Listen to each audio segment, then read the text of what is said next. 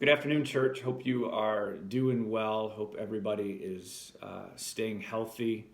I want to do a couple things today. I just want to invite you all, whoever wants to join me this Wednesday at noon to just pray together as a church for our nation, for our community, for our church, and for one another. It's only going to be about an hour. I'm going to have Anita send out to you a link to join me on Zoom, and so you can do it right from your home, your office, wherever you're at. You just download the Zoom app.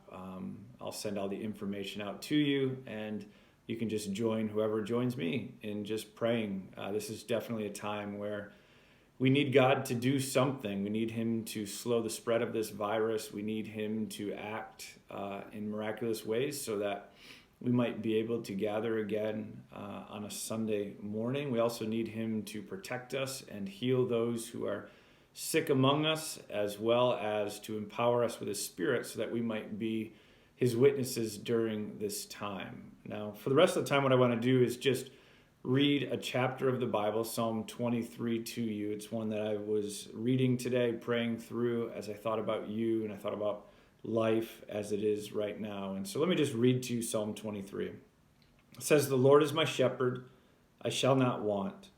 He makes me lie down in green pastures. He leads me beside still waters.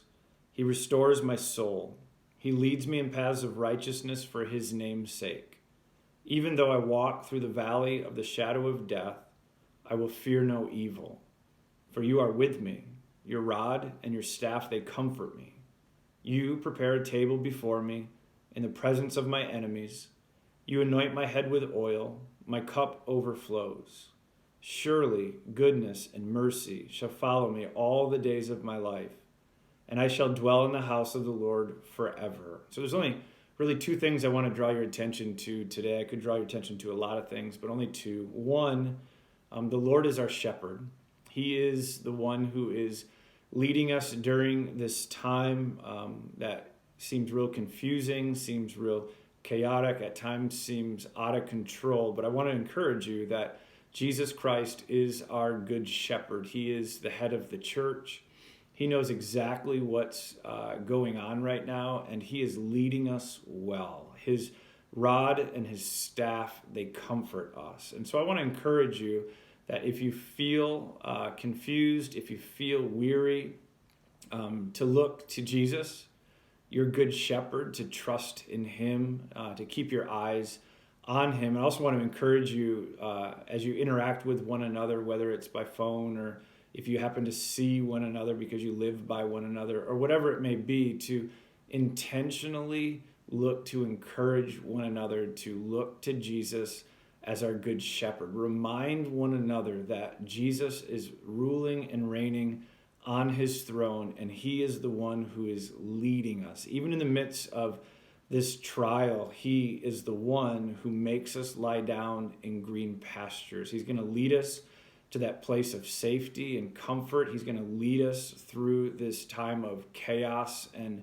confusion and sickness and suffering. He does not ever leave his sheep. He paid the ultimate sacrifice for us by giving up his life for ours. And so surely we can trust in him that he's going to lead us through this time of trial and suffering, and he's going to lead us to those green pastures. So trust him. And the other thing I want to draw your attention to comes in verse 6, where it says, "Surely goodness and mercy shall follow me all the days of my life, and I shall dwell in the house of the Lord forever." And so I know times like this don't always seem like it's good or that God may be being merciful towards us, but the truth of his word tells us that goodness and mercy will follow us all the days of our lives. And the reason for that is we have a good God who is very merciful, and he loves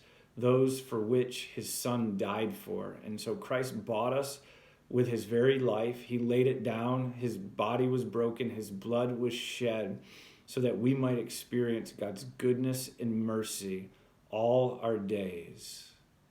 So, Lord willing, we get a chance to gather together soon, and until that time comes, This Wednesday, if you can and you would like to join me, we'll be setting up a Zoom call for us just to gather together as a church. What I'm going to do is I'm going to read a psalm, and we're going to take a few prayer requests, and we're just going to gather together, and we're going to figure out how to pray together through using Zoom. And may the Lord bless you, and may he keep you, and may he protect you. Until then, God bless.